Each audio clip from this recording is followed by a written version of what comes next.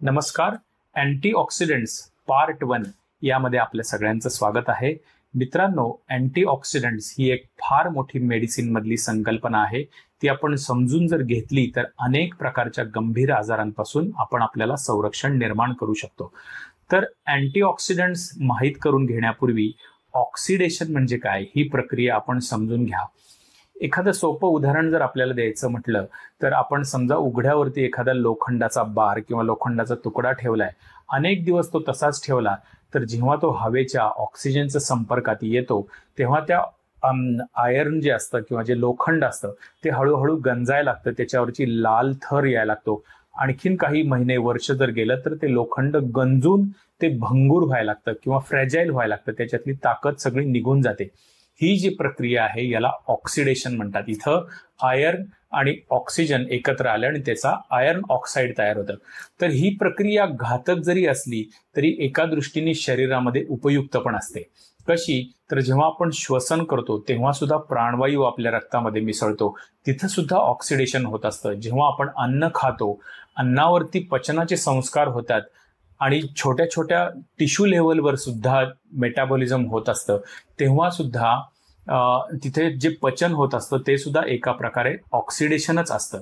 तर ही प्रक्रिया शरीराला उपयुक्त आहे. परंतु जसं एखादा साखरेचा कारखाना आपण उदाहरण घेऊया की जेव्हा साखर हे एंड प्रॉडक्ट आपल्याला तयार होतं त्याचबरोबर मळी सुद्धा तयार होत असते. तसंच शरीरामध्ये या ऑक्सिडेशनच्या प्रक्रियेमधून ऊर्जा शरीराला जी आवश्यक असते ती उत्पन्न होते. परंतु त्याच वेळेस काही टाकाऊ पदार्थ, मग कार्बन डायऑक्साईड असेल, पाणी असेल, हे तयार होतं आणि त्याचबरोबर ती फ्री रॅडिकल्स नावाचे काही टॉक्सिक पार्टिकल्स तयार होतात.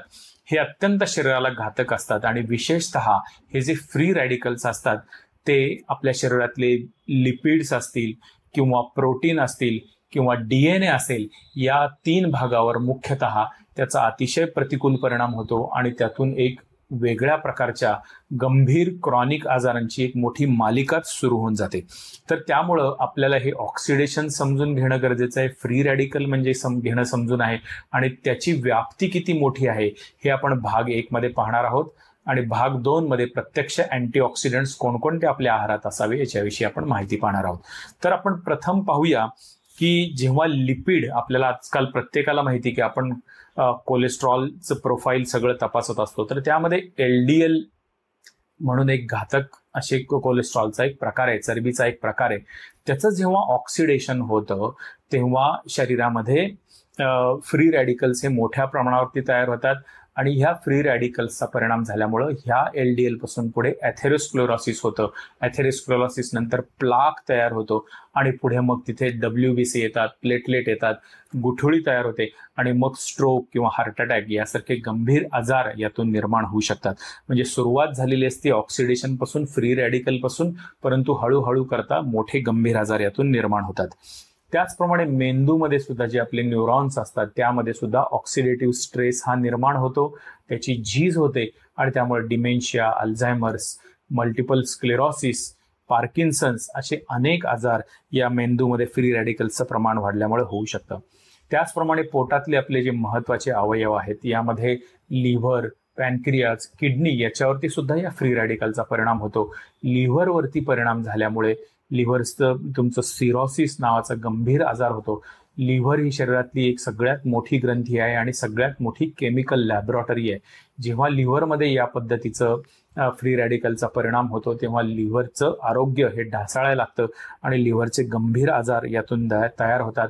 पॅनक्रियाजवरती जेव्हा याचा फ्री रॅडिकलचा परिणाम होतो तेव्हा पॅनक्रियाजमधून जे इन्शुलिन तयार करणारे ज्या बीटा सेल्स असतात त्या हळूहळू डिस्ट्रॉय व्हायला लागतात आणि त्यामुळे इन्शुलिनचं प्रमाण कमी व्हायला लागतं आणि डायबिटीस आणि पुढे त्याची अनेक मोठ्या कॉम्प्लिकेशन्सची जंत्री आपण म्हणतो ही सुरुवात होते. डोळ्यांवरती परिणाम व्हायला लागतो, डोळ्यांमधल्या नसांवरती परिणाम व्हायला लागतो. मॅक्युलर डिजनरेशन हा एक असा डोळ्यांचाच एक डिजनरेटिव्ह आजार आहे, तो सुद्धा या फ्री रॅडिकलचं प्रमाण वाढल्यामुळे आपल्याला होताना दिसतो. आणि सगळ्यात महत्वाचं आजकालच्या जमान्यामध्ये जे रौद्र रूप धारण केले ते म्हणजे कॅन्सर या आजाराने. तर हा सुद्धा व्हायचं कारण आहे आपल्या DNA मध्ये होणारे म्युटेशन्स. आपल्या DNA मध्ये एक प्रकारची आज्ञावली सॉफ्टवेअरच्या रूपाने आपल्या तिथे स्थित असते. जेव्हा हे फ्री रेडिकल्स त्याला धडका द्यायला लागतात, तेव्हा या म्युटेशन्स, या जीनमध्ये म्युटेशन्स व्हायला लागतात, त्यांच्यामधलं जे काही व्यवस्थित प्रोग्रामिंग असतं ते बिघडायला लागतं आणि त्यामुळे पेशींची अनियंत्रित वाढ व्हायला लागते, त्यातून ट्युमर्स तयार होतात आणि ज्याला आपण पुढे जाऊन कॅन्सर निर्माण झाला असं म्हणतो. तर ह्या सगळ्या आजारांच्या मुळाशी हा ऑक्सिडेटिव्ह स्ट्रेस असतो. त्यामुळे ही गोष्ट आपण समजून घ्या. शरीरामध्ये मी मगाशी म्हटलं की नैसर्गिकरित्या हे फ्री रॅडिकल्स तयार होतच असतात, परंतु सध्याच्या जी फास्ट लाईफस्टाईल आहे, इंडस्ट्रियलायझेशन जे झालेलं आहे, पोल्युशन वाढलेलं आहे, त्यामुळे काही बाह्य घटक सुद्धा असे आहेत की जे आपल्या शरीरामध्ये फ्री रॅडिकल जास्त प्रमाणामध्ये तयार व्हायला चालना देतात. तर त्यातला महत्वाचा भाग आहे वेगवेगळ्या प्रकारची व्यसनं किंवा ज्याला सबस्टन्स अब्यूज म्हणतो आपण. मग तंबाखू असेल, सिगारेट असेल, बिडी असेल, मद्यपान असेल, काही मादक द्रव्य असतील, यांचं सेवन आपण जेव्हा शरीरामध्ये जास्त करतो तेव्हा हा ऑक्सिडेटिव्ह स्ट्रेस जास्त तयार होतो आणि त्यातून फ्री रॅडिकल्स तयार होतात आणि शरीरामध्ये अनेक डिजेनरेटिव्ह आजारांची सुरुवात होते. पोल्युशन ह्याच्याविषयी तर बोलायला नको, इतकं अक्राळ विक्राळ स्वरूप या पोल्युशनने धारण केलेलं आहे. विशेषतः शहरी भागांमध्ये कुठलेही धर्मंद नसल्यामुळे प्रत्येक चौकामध्ये आपण पाट्या लावलेल्या पाहतो की पोल्युशनची एवढी लेव्हल झालेली आहे. सस्पेंडेड पार्टिकल्स त्यातले जे असतात हे अतिशय घातक असतात. हे नॅनोमीटरच्या आकाराचे असतात. हे आपल्याला दृष्टीला दिसतही नाहीत. आपल्या श्वसन संस्थेतून, अन्नातून, त्वचेतूनही शरीरामध्ये आपल्या शिरत असतात आणि ते शरीरामध्ये धुमाकूळ घालतात. अनेक आजार त्यातून निर्माण होतात. स्ट्रेस हा सुद्धा एक फार महत्वाचा भाग आहे. स्ट्रेसमुळे आपली हॉर्मोनल सिस्टीम आहे ती सगळी बिघडते, नकारात्मक हॉर्मोन्स तयार होतात आणि त्याचा परिणाम म्हणून फ्री रॅडिकल्स तयार होतात आणि पुढे ऑक्सिडेटिव्ह स्ट्रेस निर्माण झाल्यामुळे शरीरामध्ये अनेक आजारांची यादीच सुरू होते. तर आयुर्वेदामध्ये सुद्धा मला सांगायला तुम्हाला आवडेल की ही जी संकल्पना आहे ही वेगळ्या परिभाषेमध्ये सांगितलेली आहे. जेव्हा आपण सदोष आहार विहार करतो, ताणतणाव घेतो, चुकीचे पदार्थ खातो, त्यावेळेस धात्वाग्निमांद्य, अग्निमांद्य यासारख्या संकल्पना इथं आयुर्वेदामध्ये सांगितलेल्या आहेत आणि त्यातून आम नावाचा एक पदार्थ तयार होतो की हा अत्यंत विषारी असतो, त्यालाच आपण फ्री रॅडिकल म्हणू शकतो. हा आम शरीरामध्ये वेगवेगळ्या संस्थांवर प्रतिकूल परिणाम करतो आणि अनेक आजार निर्माण करायची क्षमता या आमामध्ये असते.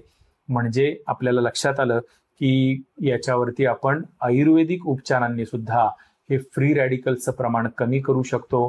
तर हे कसं करायचं, आहारामध्ये कोणकोणते पदार्थ घ्यायचे, कोणकोणते व्हिटॅमिन्स वापरायचे, आयुर्वेदिक उपचार कोणकोणते करायचे, कोणकोणत्या वनस्पती, कोणकोणते मसाले आपल्याला उपयुक्त ठरणार आहेत, त्यामुळे आपल्या शरीरातली अँटीऑक्सिडंटची लेव्हल वाढणार आहे आणि आपल्याला एक प्रकारची स्ट्रॉंग अशी छत्री यातून मिळणार आहे की जी वेगवेगळ्या आजारांपासून आपल्याला संरक्षण देणार आहे.